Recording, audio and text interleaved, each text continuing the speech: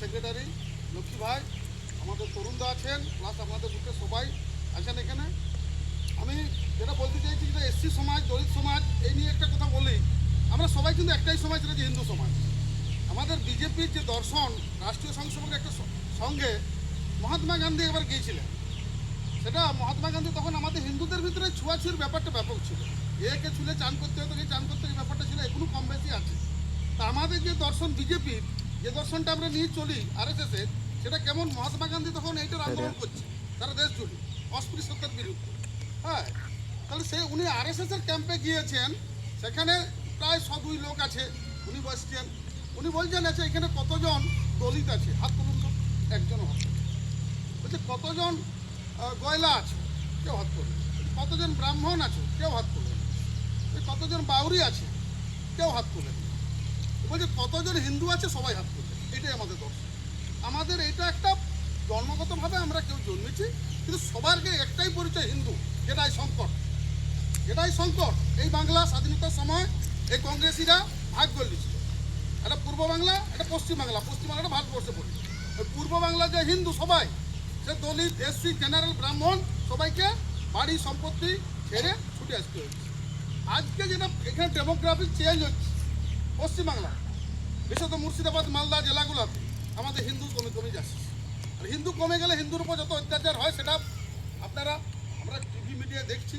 এবং আমরা এইটুকু বলছি, এইখানের কথা বলছি, বেশি দূর নয়। শিমলাপাল থেকে আপনি চলে যান বাঁকুড়া পর্যন্ত, রাস্তার দুধারে মূল্যবান জায়গাগুলো ফরেস্টে কারা দখল করছে, প্রশাসনের মধ্যে একটি বিশেষ সেটি দখল করছে।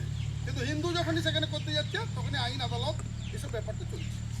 আমাদের তাই এই 26-এর যে নির্বাচন, হিন্দুদের শেষ নির্বাচন, তাই আমাদের এসসি, এসটি, ওবিসি, জেনারেল সবাই মিলে আমরা এই সরকারকে ফেলতে হবে এবং আমাদের প্রথম জাতীয়তাবাদী সরকার তাকে নিয়ে আসতে হবে। আমাদের প্রার্থী হয়েছেন আমাদের ভাই সৌভিক পাত্র। আমাদের প্রার্থী শুধু নয়, আমাদের 294টা সিটেই একটাই প্রার্থী, সেটা পদ্মফুল। তাই আমরা সবাই মিলে পদ্মফুল যাতে এখানে ফুটে কালডাংরায়, তাহলে আমাদের যাই জেলা সভাপতি বলেছেন, তাহলে ট্রিপল ইঞ্জিন সরকার হবে।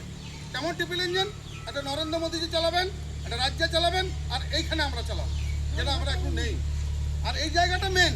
এই যে একটু আগে আপনারা বললেন যে আপনাদের সমস্যা, এখানে জল নেই, এখানে কল নেই, বা এখানে ধরুন যেসব সমস্যাগুলো আমরা নিয়মিত পাই, হাসপাতালে যে পরিষেবা বলুন, ডাক্তার নেই, নার্স নেই, এটা কিন্তু আমরা সমাধান করতে পারবো না যদি না ক্ষমতা আসে, যদি না আমরা এখানে জিতি।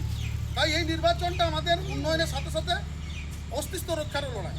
শুধু উন্নয়নও যেমন হবে, উন্নয়ন কেমন হবে, আপনাদের গ্রামের অনেকেই বিজেপি শাসিত রাজ্যে কাজ করতে যায়। দেখুন সেসব রাজ্যে কেমন কাজ হয়েছে। আর আমার প্রশ্ন, কেন আমাদের এখানকার ছেলেদেরকে কাজ করতে যেতে হবে বিজেপি? এখানে সিপিএম 35 বছর, তৃণমূলের 15, তার আগে কংগ্রেস ছিল।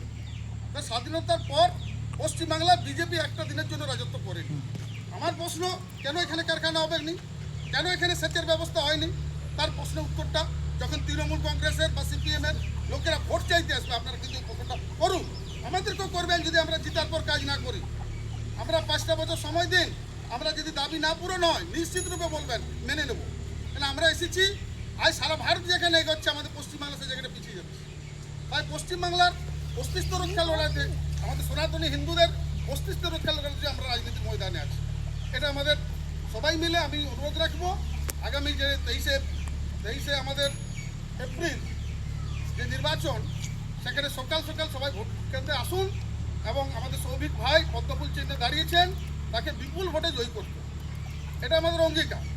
আর আমাদের সরকার, আমাদের বিজেপি যে অঙ্গীকার করছে, সেটা তো আপনারা জানেন, সেটা আমি বলছি না একই কথা বারবার বলে আপনাদেরকে আমরা কোনো মানে ফাঁদে ফেলতে চাইছি। আমরা পরিষ্কার বক্তব্য, একটিবার আপনাদেরকে যে হাত জোর করে আমরা চেয়ে নিচ্ছি একটা বাস্তব সুযোগ আমাদেরকে। হ্যাঁ, একটা বার দেখুন না, আপনারা তো স্বাধীনতার পর কিন্তু অনেক দল দেখবেন, কী রেজাল্ট হয়েছে বলুন। আপনারা যেমন ছিলেন তেমনই আছে। আজ যে ভালো ভালো ছেলেরা পড়াশোনা করার পর সরকারি চাকরি বুঝতে, অর্থাৎ মেধার মৃত্যু ঘটিয়েছে। মেধা, শিক্ষামন্ত্রী তার বান্ধবীর ঘরে টাকা কোটি কোটি টাকা পাহাড় মেরেছে। একটা প্রশ্ন, ছাত্ররা বলছে কলকাতায় পাহাড় দেখতে গেছে, কলকাতার পাহাড়টা কেমন? টাকার পাহাড়। মন্ত্রীর ঘরে টাকার পাহাড় মেরেছে। এই করেছে তৃণমূল সরকার। আজকে বলুন, আপনার পড়াশোনা করেছেন ছেলেকে, মেয়েকে, সে তো পরীক্ষা বসতে পারে, চাকরি পাবে। বলুন কটা চাকরি এলাকাতে হয়েছে? তাই আমাদের এই প্রতি বছর চাকরি, এলাকায় সেচ, সমস্ত কাজটাই আমরা করার পরিকল্পনা আছে। যে উন্নয়নটা করে চলেছে নরেন্দ্র মোদী দেশ জুড়ে, সেই উন্নয়নের থেকে আমরা বঞ্চিত কেন? এই যে আমাদের 5 লক্ষ টাকার চিকিৎসা ব্যবস্থা, আপনি সারা ভারতে যেখানে খুশি যে চিকিৎসা করতে পারবেন, শুধুমাত্র মমতা ব্যানার্জির জন্য আমরা এই সুযোগটা পশ্চিমবাংলার মানুষ, এই এলাকার মানুষ, তালডাংরা বিধানসভার মানুষ আমরা বঞ্চিত। মানে উনি এটা নেবেন না। এই যারা বাড়ি পেয়েছেন ভালো খবর। কত টাকার বাড়ি পেয়েছেন বলুন? 1,20,000 টাকার বাড়ি।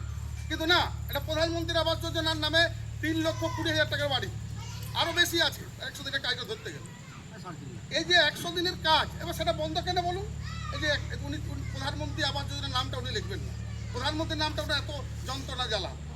আবার এই যে 100 দিনের কাজ, একটা আমাদের গ্রামীণ এলাকার এসসি সমাজের সাধারণ মানুষের একটা আয়ের উৎস ছিল।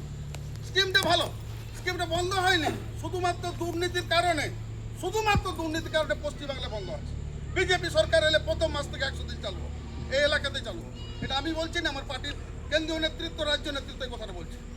ওনারা কেন বন্ধ করেছে? এত টাকা দুর্নীতি করেছে যে সেটা তার হিসাব নেই। একটা সরকারি সিস্টেম থাকে, আপনি কাজ করছেন হিসাবটা দেখাতে হবে, তো সেটা এরা কিছুই করে। তাই দুর্নীতিবাজ সরকারের এটা পতন অনিবার্য। আমি বিশেষ কিছু বলছি না, পুনরায় সকলের কাছে অনুরোধ জানাচ্ছি, আপনাদের কাছে আমরা 5টি বছর সময় চেয়ে নিচ্ছি আমাদের বিজেপির প্রার্থীর জন্য, বিজেপি সরকারের জন্য, জাতীয়তাবাদী সরকারের জন্য 5টি বছর আমাদের